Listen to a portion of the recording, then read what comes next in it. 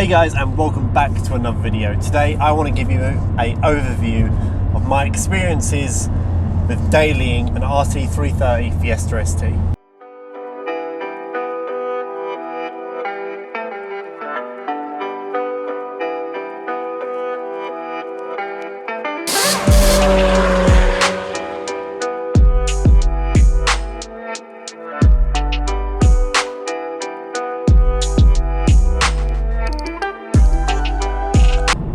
So as many of you will know, I've recently had my actuator fixed, and by fixed I mean adjusted. Basically the actuator had come on fully undone, and it was dropping me boost. Now before that, I loved this car.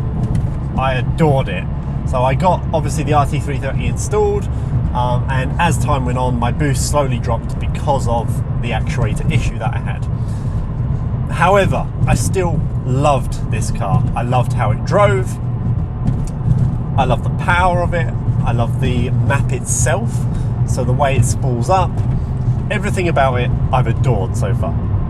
Now obviously there are certain points on this turbo and ongoing, I would say stage 3 plus, that you guys need to take note of. So obviously we'll cover some of the good points, we'll cover some of the bad points, and that's what we're going to be doing in this video. Now then, some of those points. The good. First of all, the torque. Now that I've had the actuator fixed and the amount of boost it's giving me, so I've got 26 psi of boost, and that is consistent across, I mean, 90% of the rev range, possibly even 100%.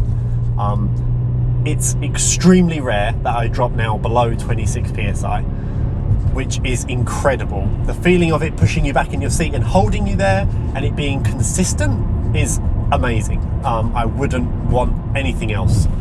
The power band curve is great. It's really nice and flat. And obviously a flat curve will be a lot more consistent with how it feels on the road, compared to some maps you may see, and especially kind of when you're looking at stage 2 maps. Obviously it's completely different ballpark, but you'll see that it peaks very, very early and then it will drop off.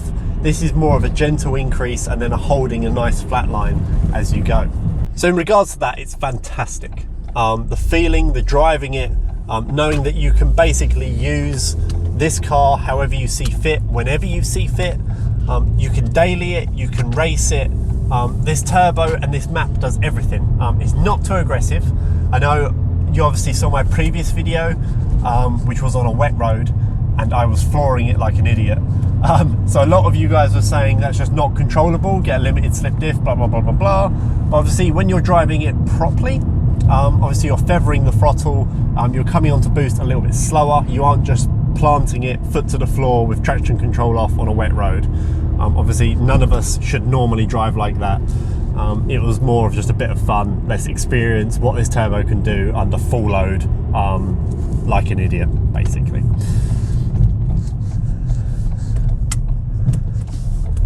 So, other than the fact that I almost got taken out by that car on that roundabout, the turbo, like I said, it's wicked.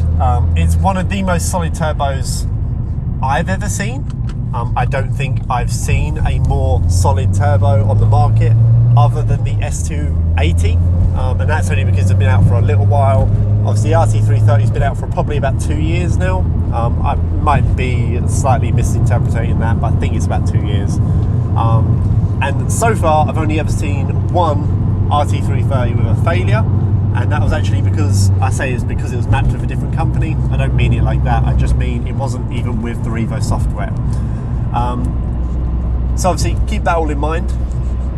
That's one of the reasons why I went for the RT330, because I hadn't seen any failures from there. Secondly, the Revo software and Revo ecosystem is perfect for me. It's more expensive, however, the premium feeling of the product, everywhere you go, everyone you talk to, it just feels way more professional. So in regards to that, I mean, like, all the tuners that I've been to, they've all been fantastic. Everything's really nicely presented. You've even got to just look at the Revo logo. I know it sounds stupid, but it's like really professional. The overrun, let's talk about overrun. We all like a bit of pop and bangs here and there. Once again, it's fantastic. I wouldn't want anything more and I wouldn't want anything less. So it's a very fine line for me in terms of if I enjoy an overrun or not. The Perron Stage 2 Pro was a great overrun, I'll give it that. It was fantastic in terms of on-demand pops and bangs whenever you wanted. The Revo one is a lot more random. So it's a lot more kind of, it will catch you by surprise. On gear shifts, it will make a pop.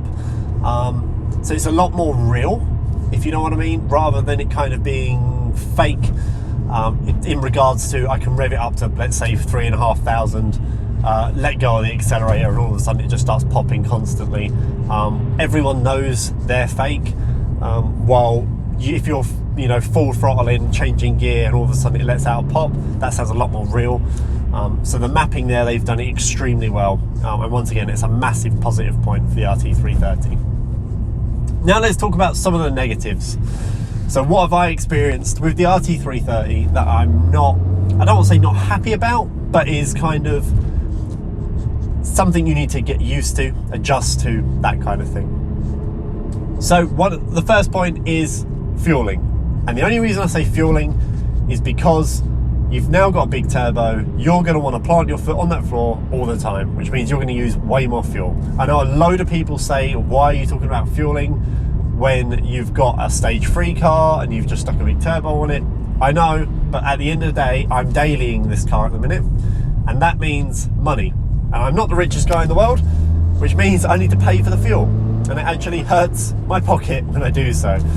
So bear that in mind. Obviously, as you get a bigger turbo, you are going to drive faster and more consistently faster, which in general means you're going to use more fuel. Same for stage 1, same for stage 2. You will always use more fuel.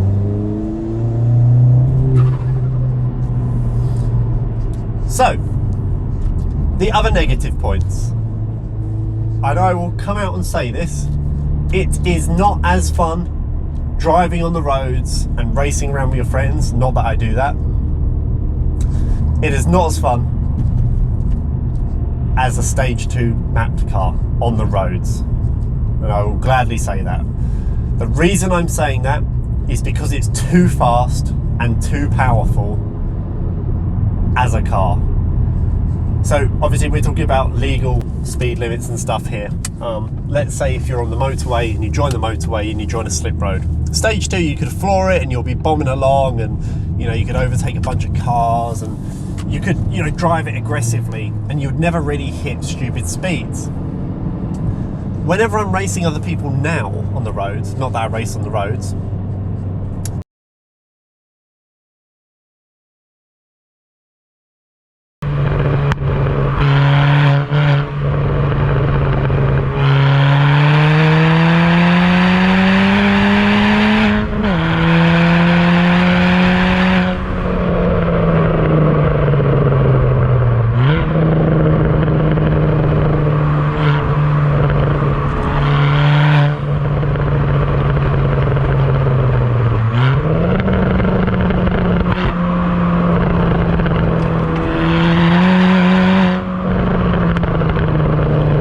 obviously whenever we do spirited driving on the roads now, it's interesting. So it's very much kind of, I will be almost, once again, feathering the throttle. I won't be flat outing it, because if I put my foot down for more than a few seconds, I'm up to 100. And then obviously anything over 100 is an instant ban for your license, and it's almost just not worth the hassle in terms of that. So where stage 2 you could aggressively drive it around, if I was to aggressively drive this around, I mean, I'd end up with no license. I'd be speeding the whole time. So it's very, very important that kind of you guys understand that obviously with mental power, all of a sudden you're hitting stupid speeds, and obviously if you want to do that, you're more than welcome to do that. It's your car, your license. But for me, I feel like I'm kind of a sensible driver. I'm not going to put other people's lives in danger if there's no need for that. So it's something to bear in mind, obviously, when it comes to that. So I would gladly say stage 2 is more fun for on the road. However, I wanted to hit stage 3. I wanted to feel what power this feels like, and obviously progress from that. Now, Any other negative points so far? I can't think of any. I mean, it comes with left foot brake boosting, which allows you to basically drive along, put your foot on the brake, and while accelerating, which will allow you to hold a consistent speed. It'll allow you to spool the turbo, and then you can basically release the brake, floor it, and you have already boosted, which is awesome. So it's definitely a great turbo. It's definitely a great package. Would I suggest it to other people? 100%. There are rumours that they aren't doing the RT330 anymore. So if you do want this package, you're going to have to get it second hand. Once again, I got an extremely good deal for my package with extremely low mileage. It was basically, in the grand schemes of mechanical things, it was basically new. So if you guys do want this, obviously the bit that sold me straight away was the noise. And I will live by this, and I will stick by these words. I feel like once you hit a certain speed, and once you hit a certain stage tune on this car, I wouldn't worry about your speed or your brake horsepower figures or who's got the faster car. You've made it to the point where you've changed your car so much, you should just appreciate your car. So obviously I've now been dynoed on my latest dyno day at 321 brake horsepower. Obviously Revo quote 330, but in terms of 9 brake horsepower, I mean, it's nothing, is it? At the end of the day, it's nothing on the road. And I really would, if I was you guys, just be happy with what you've got, enjoy it, experience it, and obviously everything that comes with these turbos, the different noises. This is the main reason why I bought this turbo, was because of the noises.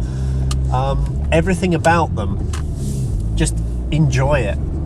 You know, tweak it here and there, do little things to your car here and there. Obviously there are a few of you out there that are all about getting every single brake horsepower performance out of your car as possible, but for myself, I'm not sure I'm one of those people. I keep thinking about whether I want a decal or not, but I mean, you only got to listen to the car, and it's, for me, it sounds awesome. It sounds tuned, it sounds powerful. I mean, what more could you want? Like, it sounds great, and yeah, I could get a decal and a 3-inch system and God knows what else. But is it really worth the money increase when I love the car as it is now? And yeah, maybe in the future I'm going to get bored and I'm going to want a new car, and I'm going to want to kind of change everything about my car or change the car itself. But we just need to kind of bring ourselves back to the fact that we love this car as it is right now. And I wouldn't want anything more out of this car. It's perfect for me. It sounds incredible. It's fast on the roads. At the end of the day, what more could I want? So I'll say this now. If you guys are seriously thinking of upgrading to a bigger turbo or the RT330 with Revo, just go do it. There might be stuff coming out in the future that you might want to kind of go with instead, such as the S280 and such. But seriously guys, just, you know, live your dreams, stay committed to your car, do the mods you want to do the research, and you guys will be so happy. This car now, for me, is incredible. I absolutely adore it. All my lifelong dreams are coming true with this car, and the speed of it is, it's insane. So thank you guys for watching. Remember to like, subscribe, leave a comment down below, and I'll see you guys in the next video.